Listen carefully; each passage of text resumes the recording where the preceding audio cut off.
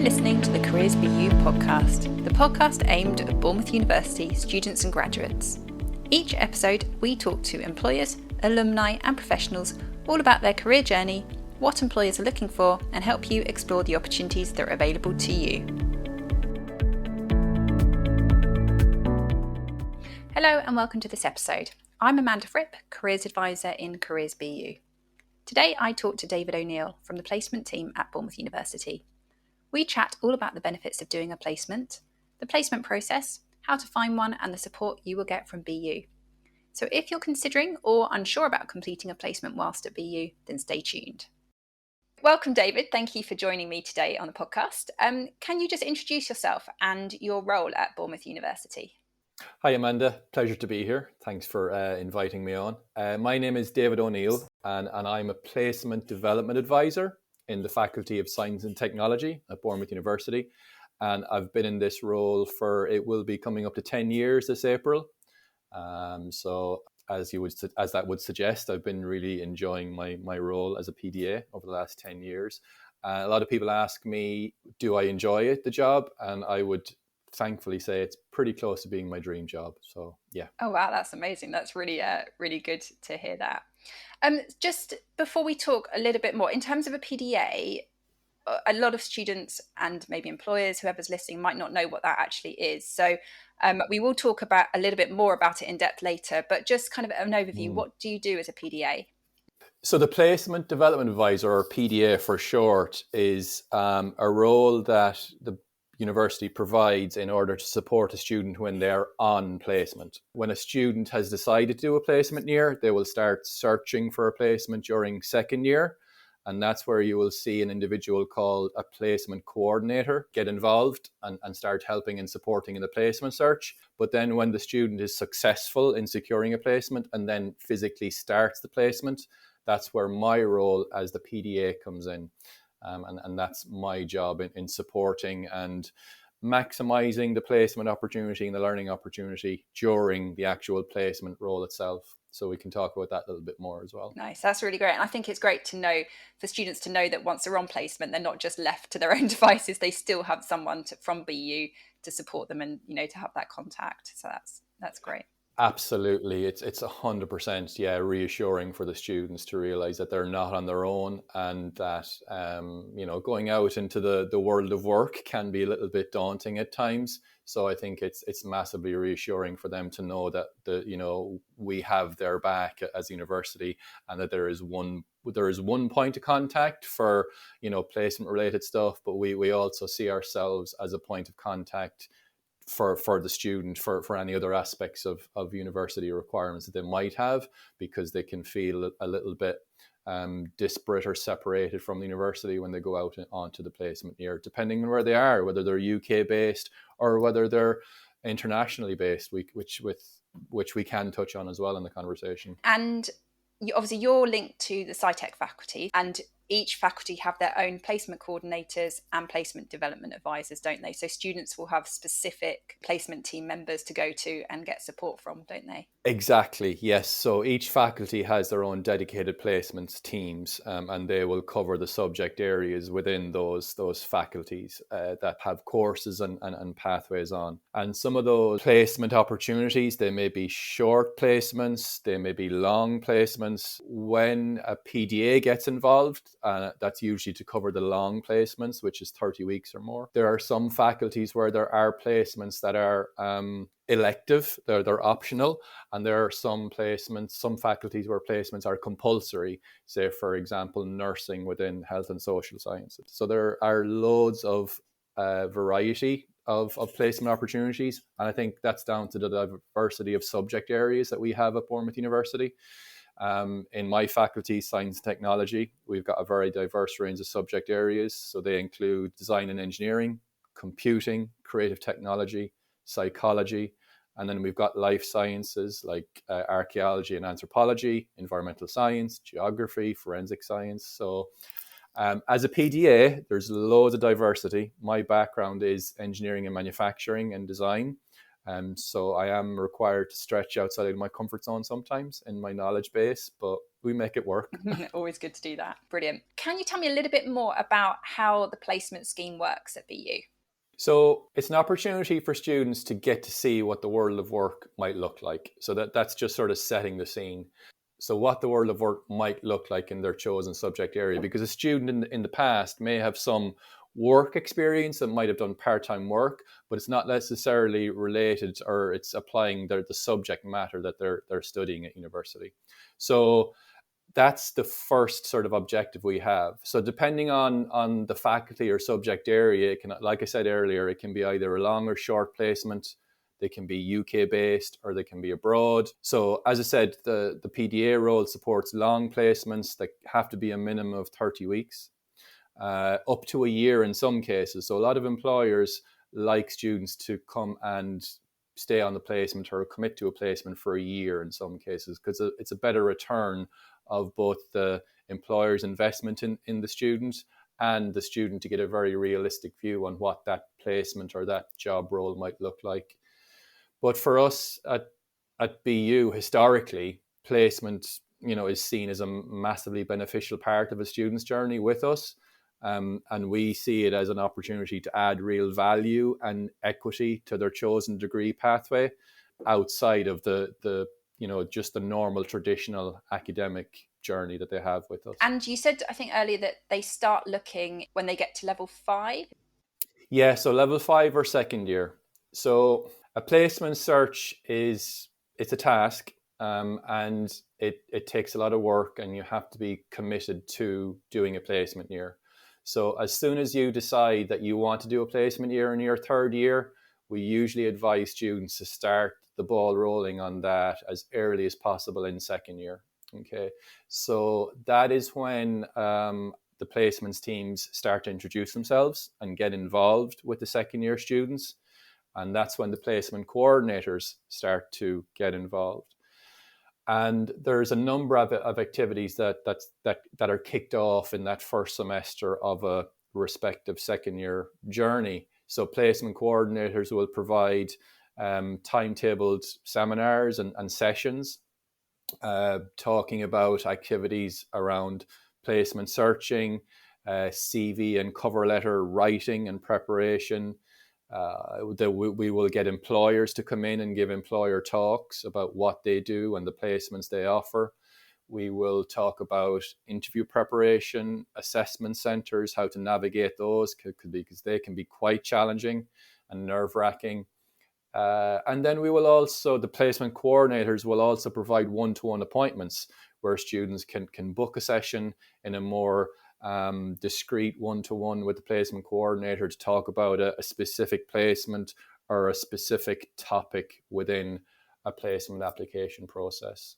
And then throughout second year, it's very much a journey with regards to, applying for placements, being organized and systemized with regards to managing all your placement applications, because sometimes students will be juggling 10 to 15 applications at any one time and progressing those, but also doing their academic work at the same time. So they do need to be quite self-disciplined and organized, but usually the payoff is you secure a good placement on the back of that. And the sooner you start looking, the sooner you can secure a placement.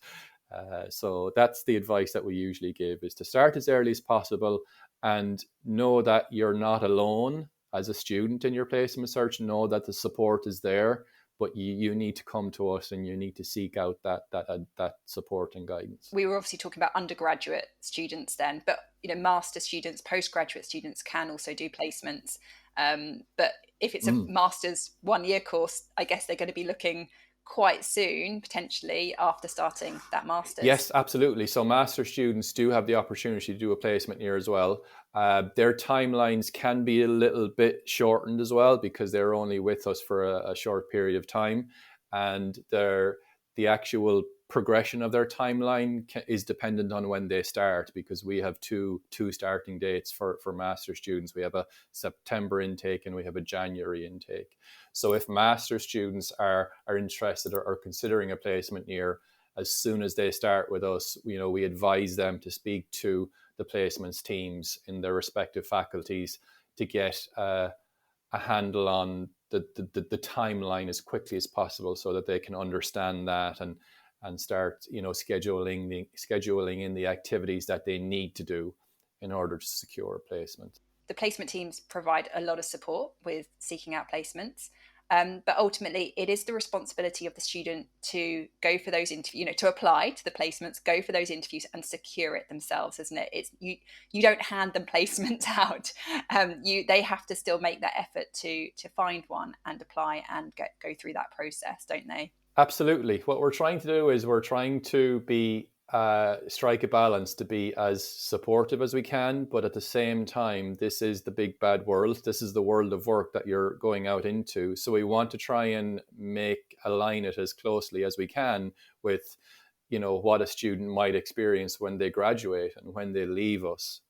So yeah, unfortunately, we can't guarantee a placement for every student, but we do a lot, and we have a lot of contacts and relationships that we've established with employers, where they will actively advertise and promote their placement opportunities through us and our systems like My Career Hub. But equally, there's just as many, or if not more, placement opportunities that are not advertised through us. There are companies that will just advertise through their own websites. They might use LinkedIn, or they will use various other ways and means to advertise those placements. So it's a team effort with regards to the placement search, not just from the student's perspective, but from our perspective as a placements team as well. What could they be doing in their first year to put them maybe ahead of the game for when they get to their second year and they start applying? That's a really good question. And if as early as first year they're thinking about, I want to do a placement year as part of my journey here at BU, they need to leverage that and use that to their advantage in the best possible way. So what I would do is, the first thing I would try and start building up a picture of what placement roles look like within their chosen subject area. If they've got the opportunity to maybe do some work experience or volunteering with any organizations or companies, maybe within the local area of the university, or maybe when they're back at home during their summer holidays, if there are any local companies that they think might be able to provide a placement in the future, speculatively go and knock on their door and say, I'm looking for some work experience first, if that's okay. Because it's very easy for an employer to commit maybe a week or 2 weeks of work experience. And that allows a student to get their foot in the door and see what that employer is like and build a relationship. And then if it all goes well, when second year comes back around, they could go back to that employer and say, look, I know you gave me work experience. I really enjoyed it. I think it went well for both of us. Would you be happy to take me on as a placement student? So that's one piece of advice I would give. My next piece of advice is to make sure you get involved in the extracurricular activities that the university provides, the clubs and societies, engage with all the careers fairs that we put on at the university, because that's when employers will come on campus and want to speak to students. So that's when you need to put yourself out there and start engaging with and having conversations with employers. I think the biggest thing is giving yourself as a student the opportunity to speak about yourself, or to verbalize who you are and what you are as an individual, because that can be hard to do. And employers want to see that. And then when it comes to a placement, it's going to be very much easier to put yourself across in the best possible way then, and to secure a good placement. I think the last thing on that is looking at other activities that you can get involved in your first year outside of the general academic activities that you would do as part of your degree. It all helps. I think that's some really good tips there, and I think it just shows that even though it's a placement, which is obviously an entry-level role for a student, any opportunities where you can develop those employability skills is really crucial. So like you mentioned, the extracurricular activities. How can they also use LinkedIn to start building that network? Any advice there? Yes, really good point. And I'm glad you touched on LinkedIn, because it's starting to become more and more of a used resource by employers. not only to start looking for and identifying talent, but they also use it as a ways and means of advertising their placement roles and graduate roles and stuff like that too. But we'll focus on placements.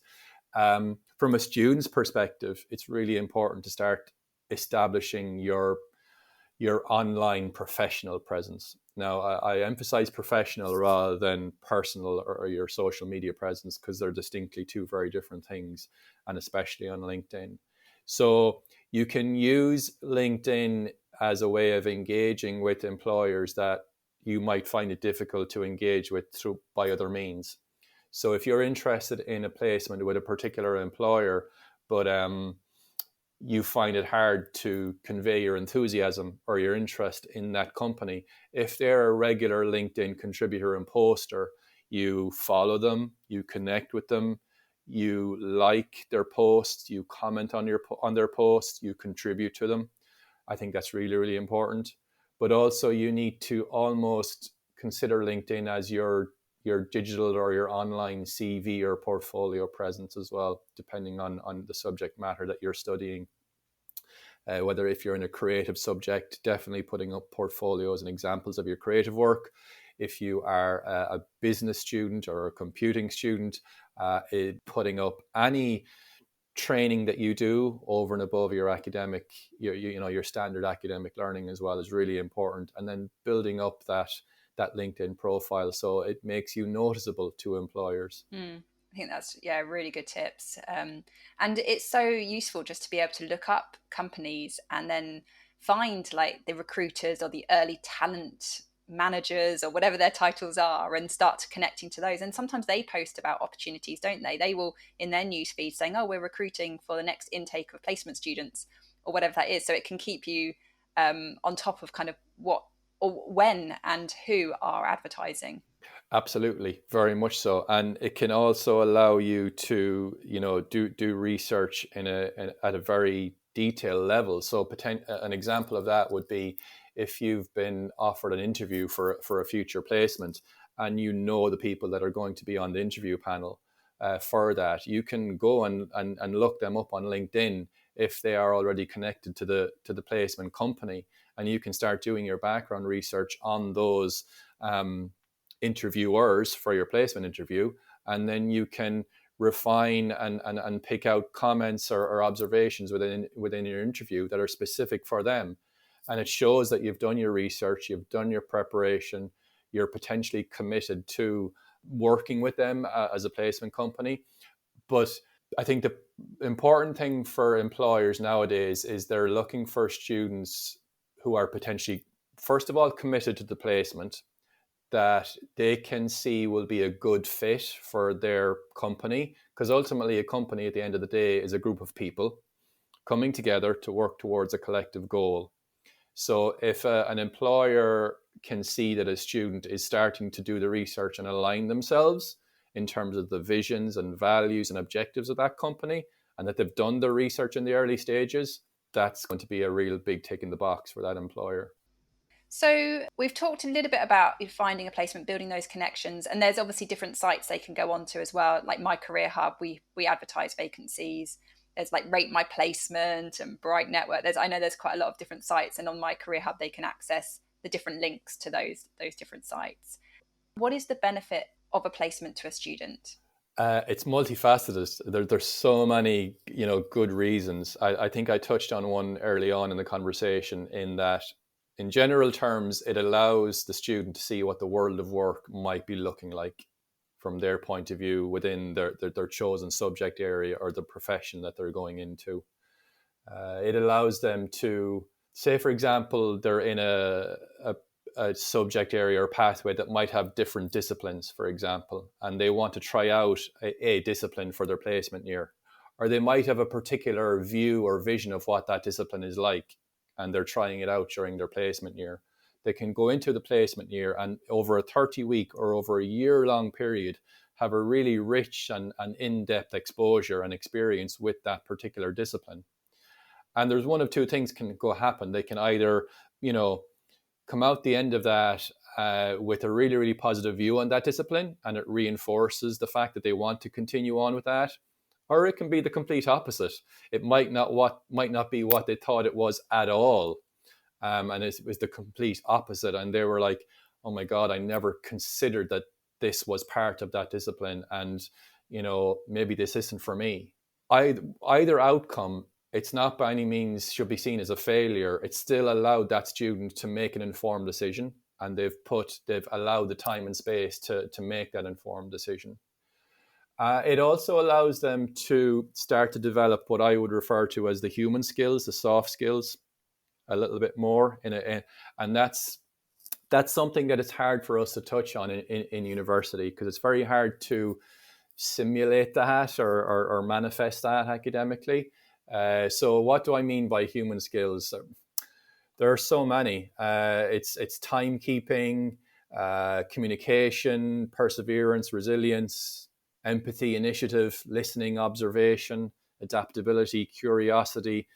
All those things that we sometimes might take for granted, but are really, really useful when it comes to actually working as part of a team, working towards a collective goal.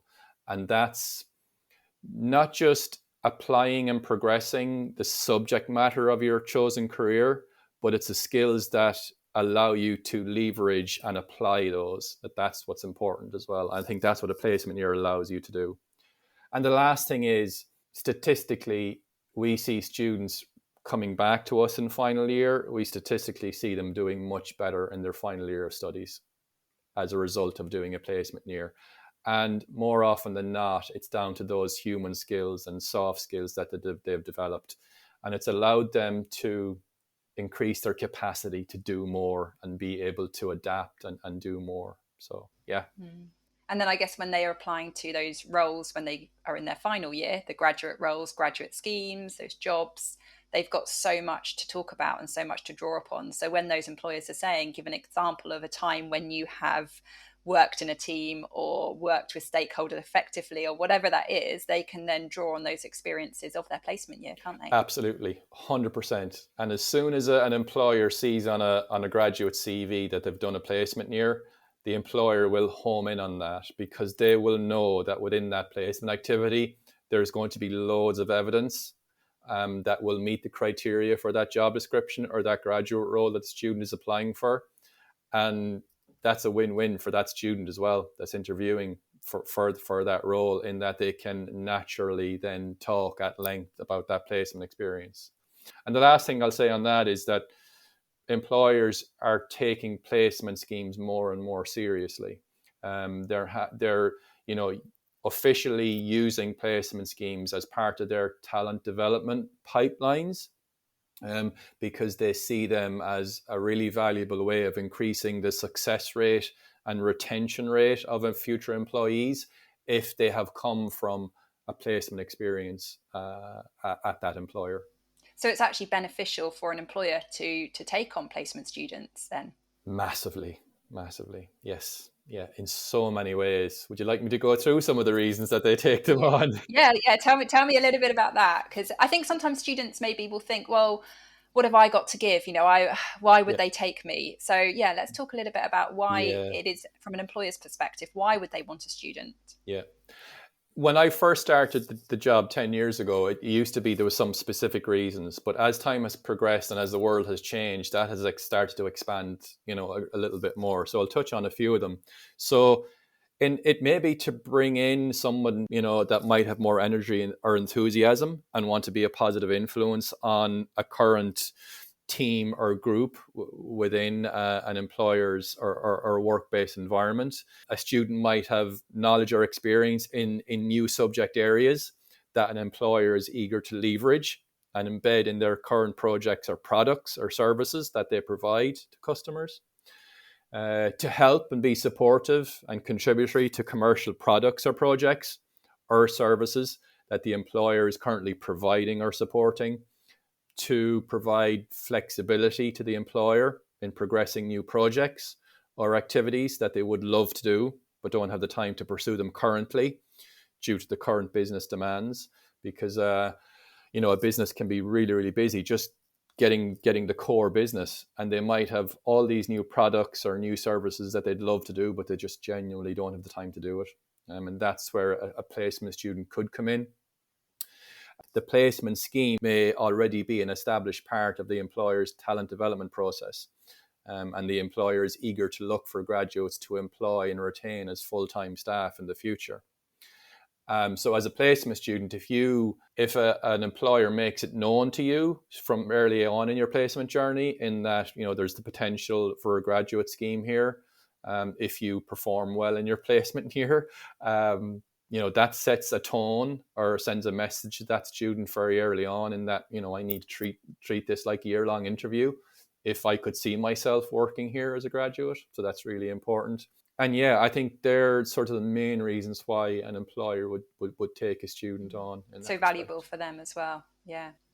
Massively. And it's a bigger picture thing as well, not just for that interaction between that student and that employer. It's a relationship building opportunity for us as a university as well, for future placement students, but also for future engagement activities as well outside of the placement activity. So getting the employer to come in on campus and talk to future students, getting academics involved. So the employer might want to access academic knowledge in specific areas of research. And sometimes a placement interaction can be a doorway to that as well, for other sorts of engagement activities with the university. So it's really, really valuable. And you mentioned about students being able to do a placement abroad. How do they go about doing that? So in the round, you sort of follow the very same process with regards to you have to start early. If you're considering doing a placement abroad, that's brilliant. So you will start doing your research around, maybe what country you want to go to, things like that. Visas are a serious consideration, and they are time consuming. And you do have to do your research about your visas in parallel with doing your research for those actual placement opportunities. So if you're considering doing an international placements, I would definitely advise you to consider it, because they just add another dimension to a placement experience. Having to do a placement abroad in another country, having to learn a different language, having to adapt to new cultures, new ways of living, of working, and things like that, is hugely beneficial. And employers love to see what we would refer to as global mobility in students. I think that's really, really important. But it also gives evidence or examples to that employer in that student really steps outside of their comfort zone, embraced the opportunity. They were resilient. They persevered through the placement search and getting this international placement abroad. It is hard work, but it's definitely rewarding to try and if you can do a placement abroad. And there are opportunities within the university to support that as well. Some placements abroad can be funded through various schemes that the UK government provide. One, for example, is the Turing scheme, where you can get your international placement partly funded. And we have a dedicated global mobility team here at BU that can help and advise on that. But if you are considering doing an international placement, again, you need to start early. You need to start doing your research on that one as well. So probably a good starting point might be the global mobility team, to go and have a chat with them first and see about the opportunities, how to go about it, funding. Yeah, very much so. And the earlier you can make it known to your respective placements team within your faculty that you're interested in doing an international placement, they will start picking out and earmarking any opportunities they think that would be relevant to you as well. But like I said before, it is a team effort from both the students' perspective and their respective faculty placements team perspective as well. So you mentioned about your role when a student is on placement. So in terms of the support you provide, how often do you speak to them? Do they have to do coursework while they're on placement? Can you tell me a little bit about that? Yeah. So I think every placement development advisor at BU would emphasize the fact that we're as supportive as we can be, and we're as communicative as we can be. But ultimately, the basic interactions that you would get from a PDA will be, you will have 2 scheduled reviews with us throughout the placement year. So that will be in the form of either a remote review or maybe a visit to come and see you at your place of work. So there'd be 2 official reviews. Then you would also have various sort of touch points spread out throughout the year. So it might be a first introductory hello call and email to introduce ourselves and build a relationship.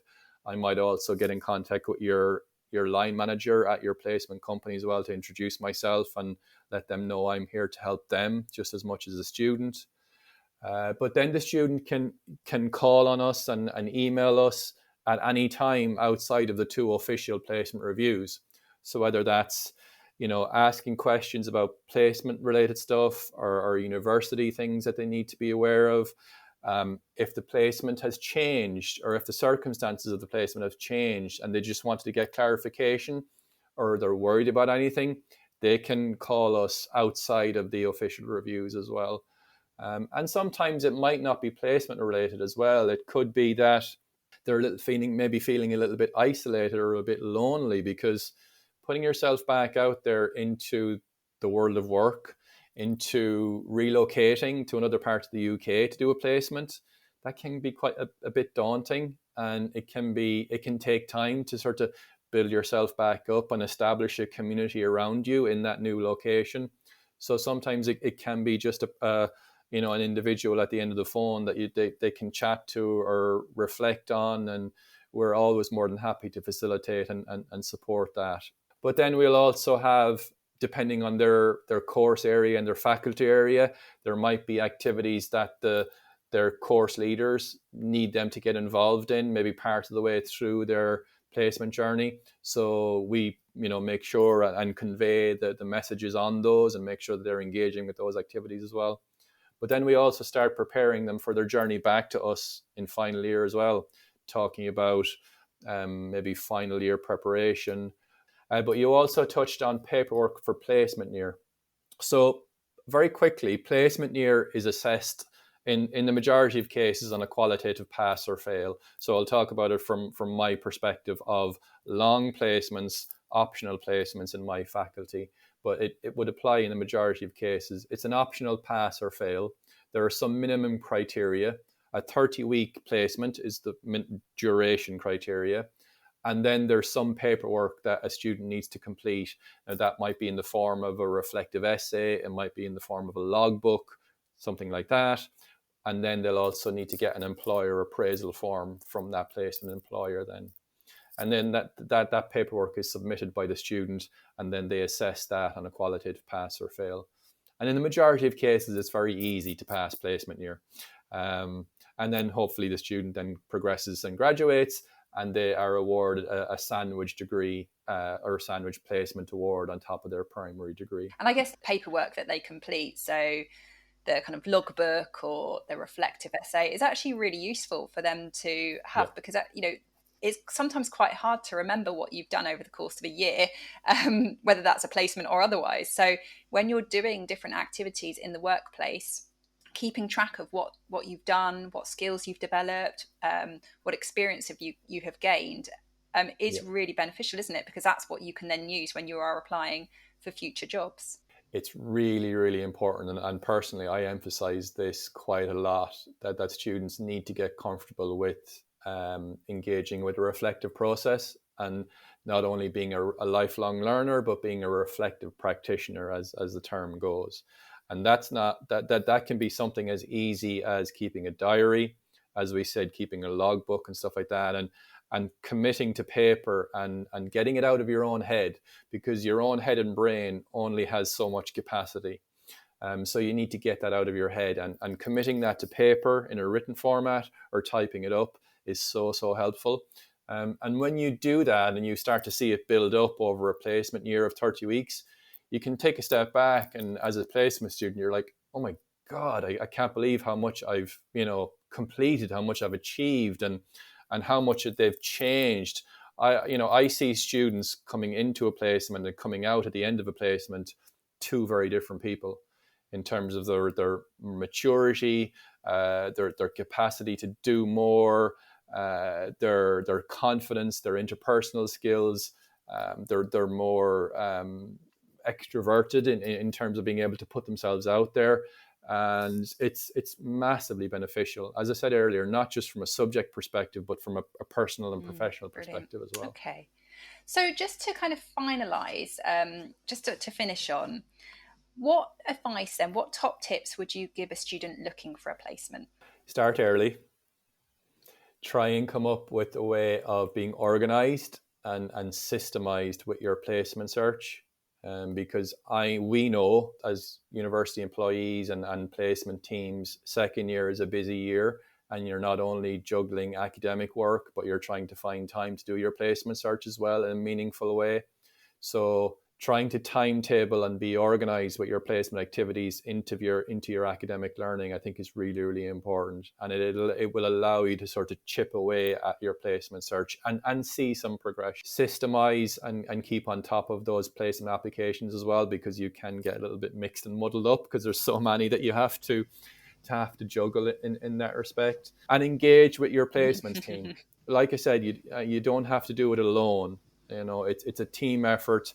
You get out what you put into it as well, and you have to engage with those services and opportunities and support structures that we're offering you. We're not going to force them on you. So it's incumbent on you to help yourself and put yourself out there and engage with us.